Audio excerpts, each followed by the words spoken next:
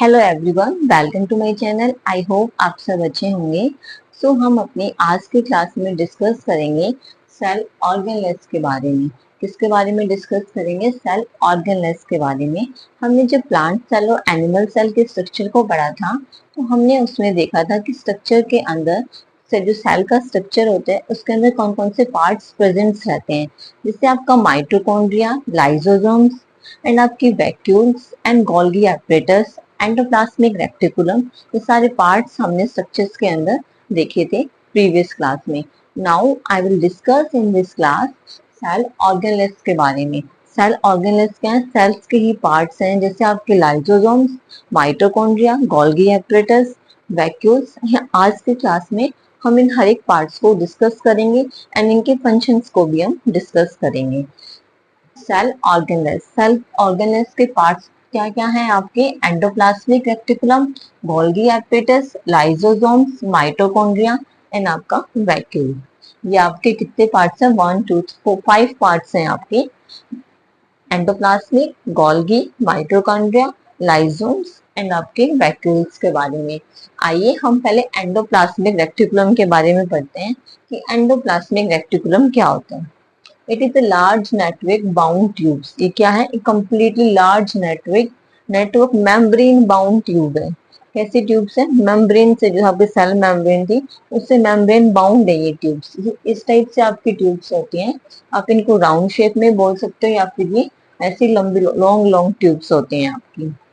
Endoplasmic reticulum को हम एक और नाम से जानते हैं, जिसको हम बोलते हैं मैन्युफैक्चरिंग यूनिट। क्या बोलते हैं? Manufacturing unit.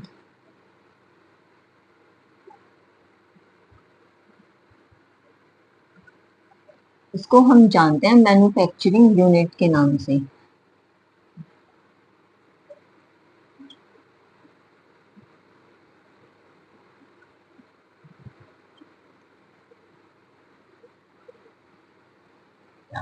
Endoplasmic it is also known as manufacturing unit. हम इसको जानते हैं मैन्युफैक्चरिंग यूनिट के नाम से भी।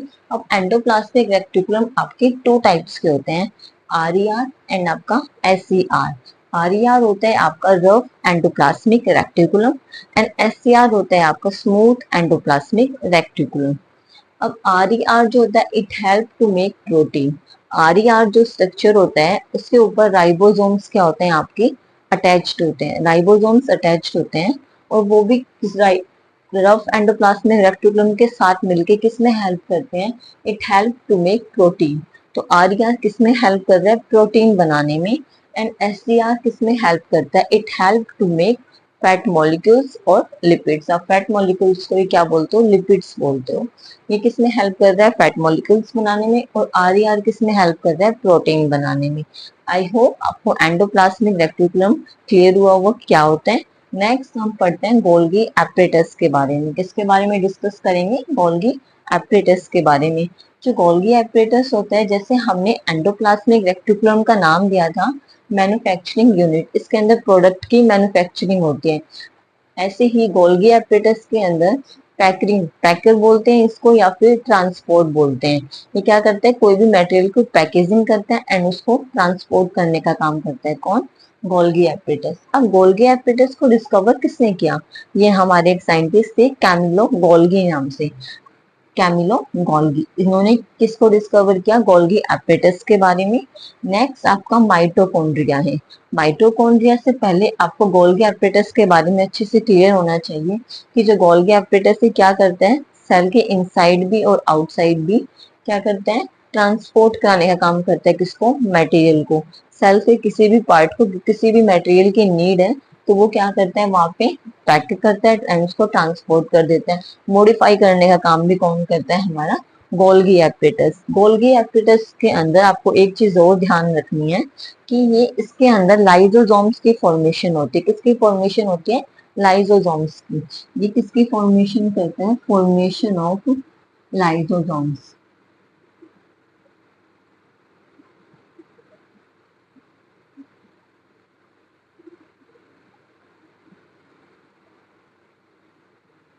आई होप आपको ये बात क्लियर हुई गोल्गी के बारे में। आई रिपीट दैट इसके डिस्कवर जिसने किया था वो थे कैमिलो गोल्गी। एंड इसका फंक्शन क्या होता है गोल्गी का, ये क्या करता है, पैकर करने का काम करता है, किसी भी मेटल को पैक किया एंड उसको ट्रांसपोर्ट कर देता है inside and outside the cell. Golgi apparatus का स्ट्रक्चर कैसा होता है, स्ट्रक्चर को भी आप याद रख सकते हो। इसका जो स्ट्रक्चर होता है ये भी इसी की तरह कंप्लीटली बाउंड होता है। ये इसका जो स्ट्रक्चर होता है ऐसे इस टाइप से, मैंने जब आपको दिखाया था तो वो इस टाइप से ट्यूब्स होती हैं। आई होप आपको ये क्लियर हुआ होगा। ये it is near to the endoplasmic reticulum. इसका जो स्ट्रक्चर होता है वो किसके नियर होता है, ईआर के नियर होता है, जिसको हमने क्या बोला, एंडोप्लाज्मिक रेक्टिकुलम। आई होप आपको ये क्लियर हुआ होगा। नेक्स्ट हम माइटोकॉन्ड्रिया के बारे में पढ़ रहे हैं। जैसे कि हमने एंडोप्लाज्मिक रेक्टिकुलम को क्या बोला, मैन्युफैक्चरिंग यूनिट, ऐसे ही हम गोल्गी को हमने क्या बोला, ट्रांसपोर्ट करने का काम करता है ये। और माइटोकॉन्ड्रिया को हम क्या बोलेंगे, power house of the cell. इसको क्या बोलेंगे कि इसके क्या बोलते हैं, इसको power house of the cell. जैसे कि हमने प्रीवियस क्लास में पढ़ा था न्यूक्लियस के बारे में, कि जो न्यूक्लियस होता है, nucleus brain of the cell, हमने क्या बोला था, ब्रेन ऑफ द सेल होता है। इसी तरीके से माइटोकॉन्ड्रिया क्या होता है, power house of the cell. अब माइटोकॉन्ड्रिया का क्या फंक्शन होता है, फंक्शन से पहले हम इसके स्ट्रक्चर को जान लेते हैं। इनर एंड आउटर, इसमें टू मेम्ब्रेन्स होती है, एक इनर होती है, एक आउटर होती है। इनर वाले के अंदर बहुत सारे पोर्स होते हैं, छोटे छोटे पोर्स होते हैं, बट जो आउटर वाली होती है वो कंप्लीटली फिल्ड होती है, किससे, सेल मेम्ब्रेन जो होते हैं उसके आउटर कवरिंग होती है सेल की, और इसके अंदर डेंस डेंस फिल्ड होती है।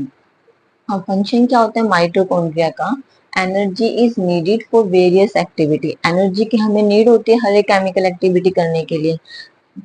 It needed for the life it release in the formation of ATP. देखो माइटोकॉन्ड्रिया का क्या फंक्शन होता है, माइटोकॉन्ड्रिया क्या फंक्शन करता है, जो एनर्जी रिलीज होती है हर एक सेल को, किसकी नीड होती है, एनर्जी की नीड होती है उसको भी मूवमेंट के लिए। तो माइटोकॉन्ड्रिया क्या होता है, माइटोकॉन्ड्रिया क्या करता है, वो एनर्जी रिलीज करता है, किसकी हेल्प से, एनर्जी वो क्या करता है, रिलीज करता है in the form of ATP. ATP की फॉर्म में वो एनर्जी रिलीज करता है। एटीपी एडिनोसाइन ट्राइफॉस्फेट के नाम से हम इसको जानते हैं। आई होप आपको माइटोकॉन्ड्रिया के बारे में क्लियर हुआ होगा। नेक्स्ट माइटोकॉन्ड्रिया के बारे में कुछ पॉइंट्स है। It own DNA and ribosomes, इसका अपना खुद का डीएनए होता है, खुद का ही राइबोसोम्स होता है। And it is able to make protein, ये अपना प्रोटीन बनाने में भी हेल्प करते हैं। आई होप आपको ये क्लियर हुआ होगा। नेक्स्ट अब हमारा जो लाइजोसोम्स है, हम लाइजोसोम्स के बारे में भी थोड़ा जान लेते हैं। जो लाइजोसोम होता है आपका, it is also known as a suicidal bag. हम इसको क्या बोलते हैं, सुसाइडल बैग या फिर waste disposal of the cell. किस नाम से जानते हैं, सुसाइडल बैग के नाम से जानते हैं किसको, लाइजोसोम्स को। एंड वेस्ट डिस्पोजल, सेल का एक वेस्ट डिस्पोजल होता है, जिसके अंदर सेल का जितना भी वेस्ट कचरा होता है वो सारा किसके अंदर स्टोर होता है, लाइजोसोम्स। लाइजोसोम्स क्या करता है, सेल को क्लीन करने का काम होता है। अब जो लाइजोसोम्स का, अब मैंने क्या बोला इसको, सुसाइडल बैग, क्या बोल सकते हो आप इसको, सुसाइडल बैग या फिर waste disposal of the cell. अब इसका स्ट्रक्चर कैसा होता है, ये कुछ इस टाइप से होता है इसमें स्ट्रक्चर। जो ये बीच वाले सर्कल है इसके अंदर क्या फील्ड होता है, डाइजेस्टिव एंजाइम फील्ड होते हैं। क्या फील्ड होते हैं, डाइजेस्टिव एंजाइम फील्ड होते हैं। ये जो डाइजेस्टिव एंजाइम होते हैं ये हेल्प करता है, किसमें हेल्प करता है, सेल को। सेल को जैसे ही कोई भी, अगर जैसे आपकी जो सेल है, सेल के अंदर कोई भी बैक्टीरिया या कोई भी वायरस है एंटर कर जाता है, तो उसको किसने हेल्प, लाइसोसोम्स जो है डाइजेस्टिव एंजाइम है इसके अंदर, तो वो हेल्प करता है वो एंजाइम सेल की। आई होप आपको लाइसोसोम्स के बारे में क्लियर हुआ होगा। एक पॉइंट और याद रखना, why it is also known as a suicidal bag, क्यों हम इसको सुसाइडल बैग के नाम से भी जानते हैं, क्यों, क्योंकि ये क्या करता है, जैसे ही इसकी सेल डैमेज होती है तो लाइसोसोम्स अपने आप को भी धीरे धीरे ब्रस्ट करना स्टार्ट कर देता है और धीरे धीरे एक और डेवलप हो जाता है। आई होप आपको ये क्लियर हुआ होगा। नेक्स्ट अब हम पढ़ते हैं वैक्यूल के बारे में। माइटोकॉन्ड्रिया हम पढ़ चुके हैं, अब है आपका वैक्यूल। वैक्यूल क्या होता है, वैक्यूल का स्ट्रक्चर कुछ इस टाइप से होता है।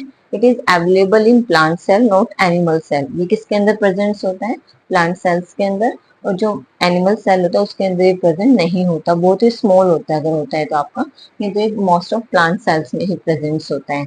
वैक्यूल्स जो होता है इसके अंदर क्या फील्ड होता है, कंप्लीटली इसके अंदर सॉलिड और लिक्विड कंटेंट फील्ड होता है। कैसा कंटेंट फील्ड होता है, it is storage sac solid और लिक्विड कंटेंट। और लिक्विड कंटेंट फिल करता है, फंक्शन क्या होता है इसका, जैसे ही जो आपके सेल है उसके अंदर जो वाटर कंप्लीट वाटर फील्ड है वो क्या करता है, जैसे ये वैक्यूल्स इसके अंदर क्या फील्ड है, वाटर फील्ड है, मैंने बताया लिक्विड और सॉलिड दोनों फील्ड है। जो लिक्विड फील्ड है तो कंप्लीटली फील्ड हो जाता है, तो वो बाहर की तरफ उसको पुश करने लग जाता है और सेल के अंदर आ जाता है वो वाटर सारा। तो हेल्प जो आपका वैक्यूल्स है वो किस में हेल्प करता है, turgidity and rigidity of the cell, उसको ठोस बनाने में हेल्प करता है। आई होप आपको ये टर्म्स क्लियर हुई होंगी। एक बात और याद रखनी है आपको, वैक्यूल्स में जो वैक्यूल्स होते हैं उसके अंदर अमीनो एसिड, शुगर, आपका शुगर भी प्रेजेंस होता है, कुछ ऑर्गेनिक कंपाउंड्स ऐसे होते हैं वो वैक्यूल्स के अंदर ही आपके प्रेजेंस होते हैं। आई होप आपको ये क्लियर हुआ होगा। एक छोटा सा टर्म और रहती है आपकी, प्लास्टिड्स, इसको डिस्कस करेंगे हम, प्लास्टिड्स को, कि आपकी प्लास्टिड्स क्या होती है। प्लास्टिड्स वैसे तो आप अपनी हायर क्लासेस में डिस्कस करोगे प्लास्टिड्स के बारे में डिटेल में, जितना आपके क्लास 9th के एनसीईआरटी में बताया गया है वो इतना हायर नहीं बताया गया है। प्लास्टिड्स जो है आपकी टू टाइप्स की होती हैं, क्रोमोप्लास्ट और आपकी ल्यूकोप्लास्ट। कैसे होते हैं,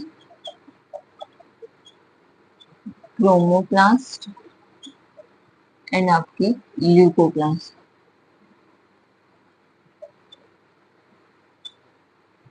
आपकी जो क्रोमोप्लास्ट होती हैं ये कलर्ड होती हैं और जो ल्यूकोप्लास्ट होते हैं ये कलरलेस होती है। क्रोमोप्लास्ट के अंदर क्या प्रेजेंट होता है, क्लोरोफिल, ये हेल्प करती है किसमें, फोटोसिंथेसिस प्रोसेस में।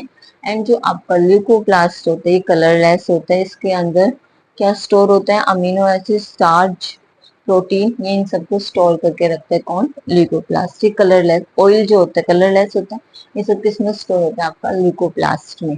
एंड माइटोकॉन्ड्रिया में हमने पढ़ा था ओन डीएनए एंड राइबोसोम्स, इसका भी इसी तरीके से अपना खुद का डीएनए होता है और क्या होते हैं, राइबोसोम्स होते हैं। आई होप आपको ये बात अच्छे से क्लियर हुई होगी। आपको सारे सेल ऑर्गेनेल्स फिर से डिटेल से पढ़ने हैं, आप नॉर्मल स्पीड्स में अगर पढ़ोगे भी तो आपको फिर भी अच्छे से क्लियर हो जाएगा। आई होप आपको अच्छे से सेल ऑर्गेनेल्स क्लियर हुए होंगे। Thank you so much.